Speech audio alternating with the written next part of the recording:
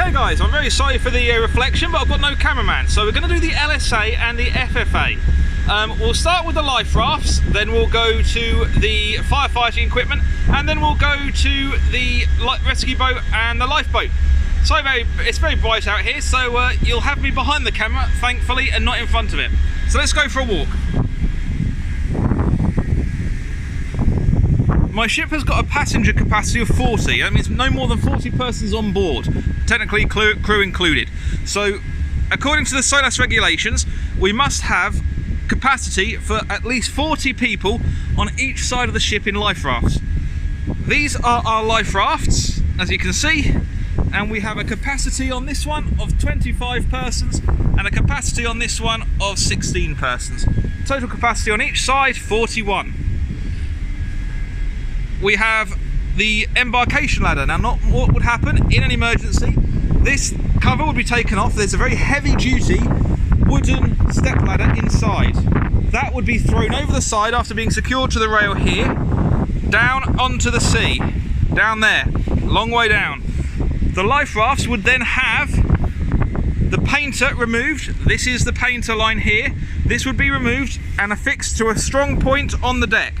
That would then be thrown over the side and inflated, dragged alongside, and then we would disembark via the wooden step ladder. If everything goes wrong and we don't get a chance to evacuate using the ladder, there is something called a hydrostatic release. The hydrostatic release is this little chap here. It allows us to, should the vessel sink, we don't lose the life raft. So if you have to jump over the side or for any reason we can't get off on a boat, if the ship goes down to about 4 to 4.5 meters below the water level, the pressure will be so great at that point that it triggers a blade here. This blade will then cut through this section of the rope, which releases the webbing strap.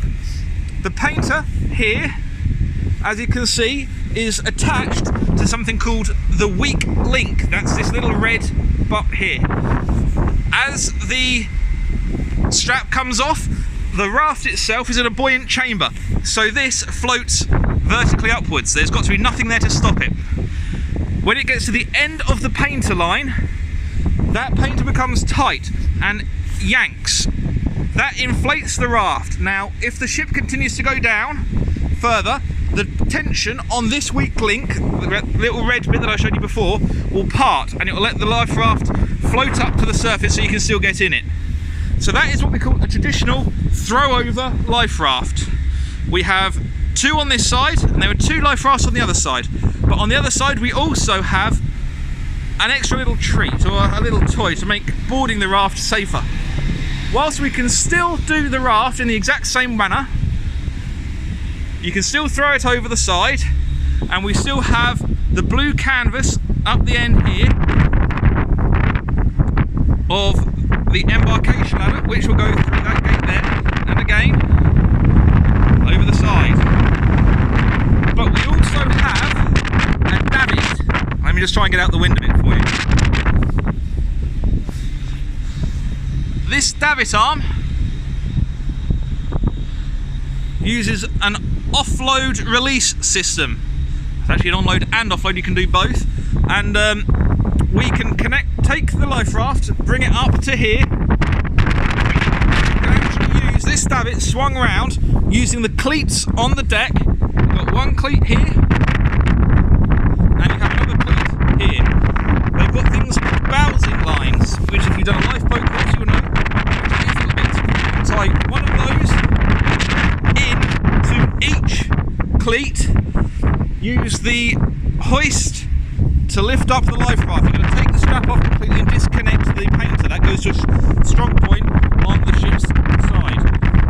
Get rid of the strap. Under that little black patch, there is a hook. That hook will connect to the davit, swing it out over the side, and then you can inflate it with the painter. Using the davit or crane, you can then bring that back, you can then bring the whole life raft back alongside and step into it using the remote brake lever, which runs down and to the brake handle. At that point you can lower it to the water yourself without having to climb down any ladders at all. It just makes boarding a life raft a little bit safer, even though it is still a very long way down. So those are our life rafts. We have capacity for 41 on each side, and they can be launched either traditionally, throw overboard, or you can use them with a davit. Next we're going to go into our fire locker and see what firefighting equipment we have.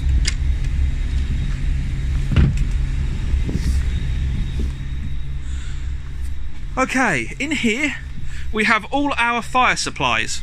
So we have oxygen bottles for any sort of recovery that we need, spare air bottles for our BA kits, and we have 2 fire suits as well as chemical suits and a training dummy. So if we have a fire or an emergency, everybody will come in. They will get 2 guys up here, 2 guys down in fire locker 2. The crew will help them put on both the fireman's outfits. That's including boots, the trousers, the tunic or jacket, the flash hood and the helmet. And they will help them don this fire gear. There we go. Right, the fire gear itself is capable of supporting oxygen dependent on how much is in there. So what you have here is a gauge. Let's see if I can get that for you. So inside you have the bar, and that tells you how many minutes you have. All our bottles are charged roughly to about 290 to 300 bar, which should give you approximately 60 minutes. 60 minutes of air. So that's fire locker. So you've got bottle number 1 is 295, bottle number 4 is 295, bottle number 6 is 290. The rest are all at 300.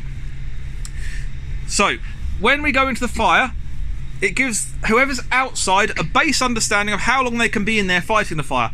You do use oxygen at a much higher rate when you're inside. Right. We've also got fire radios, intrinsically safe explosion-proof radios. These allow us to communicate throughout the ship with each other using our booster channel.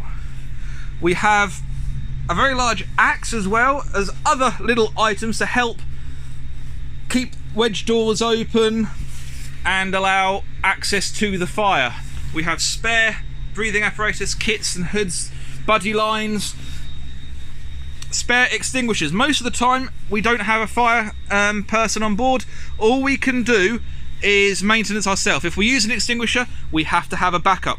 SOLAS, or safety of life at sea requirements, state we must have a certain number, and as you can see we do have a lot of them. What you see at the bottom is dry powder to refill the dry powder extinguishers.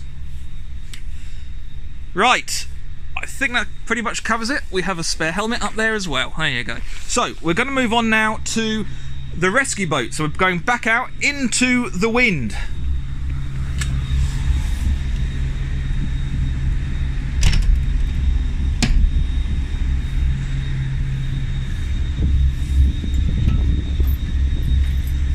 Okay, so this is our rescue boat. It is an open boat with an outboard motor attached to the davit. In an emergency situation, such as a man overboard, we would have this launched. The chief officer is in command of the emergency party. In the boat, you'd have the second officer in command.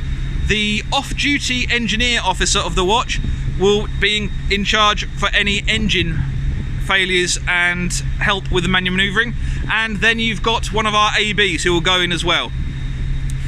If we have a man overboard, this will be launched whilst the ship is underway. So you have here the painter.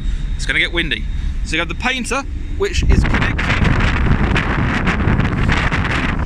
down onto the forecastle. This allows us to perform an act called pacing when the boat goes in the water, so it doesn't get turned over by the speed of the ship. Even though it will only be very, very slow, there might be quite a sea running. So the painter holds the bow into the direction that the ship is facing. We then release this, the hook, the davit hook, release the painter and use the outboard to manoeuvre away. That is our man overboard boat. In here is the equipment locker, which you will have certain items. You've got the pump, you've got thermal protective aid, seasick tablets, and so on and so forth. The other duty of the rescue boat is, if we abandon using life rafts as we discussed earlier, it's there to marshal the boats, marshal the life rafts, sorry.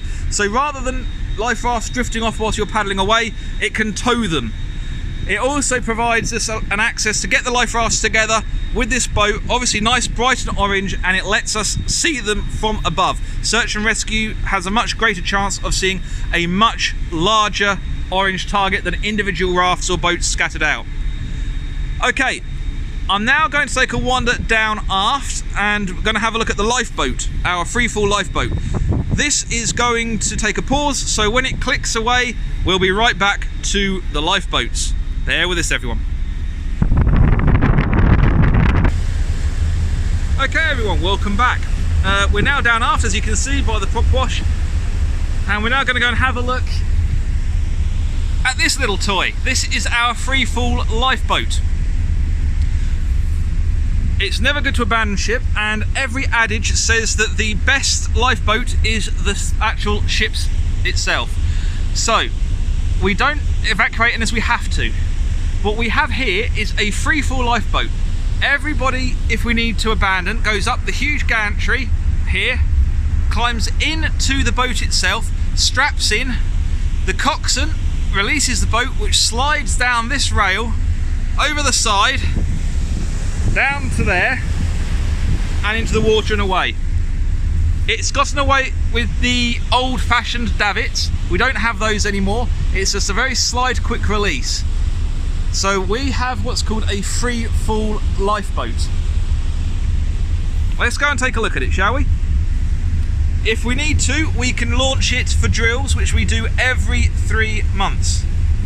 So that's launched every 3 months there on a practice session and manoeuvred. It's got to be actually manoeuvred in the water every 6 months. Now, let's go for a walk up onto the gantry. Just whilst we're here, the ship has got quite a few of these all around. These are fire hydrants that we connect to our ship's fire extinguishers. Right, it will get a bit windy until we're up top. Let's have a look.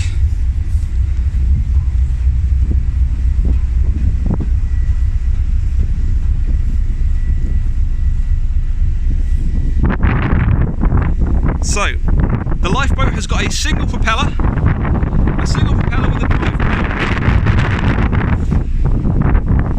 To launch, we're stuck on the peg here. There's a pin that comes down here, lifts the whole boat up. The whole boat itself then gets lifted away, over the hook and down. You can see from here the runners where the ship slides, or the boat slides down into the sea. Right, let's go up higher.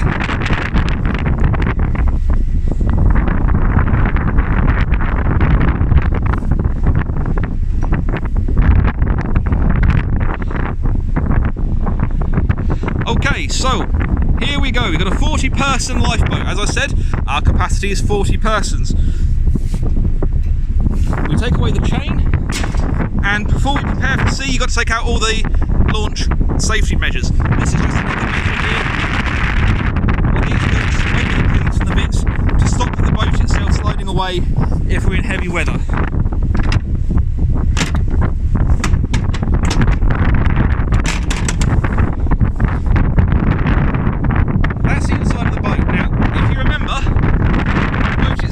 Angled down, so I've got to climb into and down into the boat, so bear with me.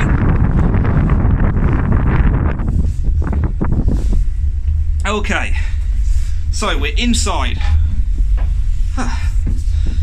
You have here the coxswain seat. This is where the coxswain sits. We have the wheel, the speed and gear lever, and the hydraulic pump. Remember I was telling you about the pin that as you pump, it lifts the boat up and slides down. That's what that's for. Each person here has a designated seat. We have them facing aft on the downward slope at the base of the boat. The force that we hit the water is quite substantial. We have, I'll try and put I'll attach to this a link that has some freefall lifeboats going and some freefall lifeboats going wrong, so you can see why we have such head restraints to stop you getting whiplash. Now the coxswain himself faces forward, as do those on the top. Unfortunately, he has to see where he's going. We've still got good strength and good resilient straps to hold him in, but he really does need to brace himself. With all instructions up here, and how to use it, and the ship's muster list. So, before we go, we start the engine. It is a push start, put the breakers in, push the engine to start it, and once it's started, lift the handle until we slide off.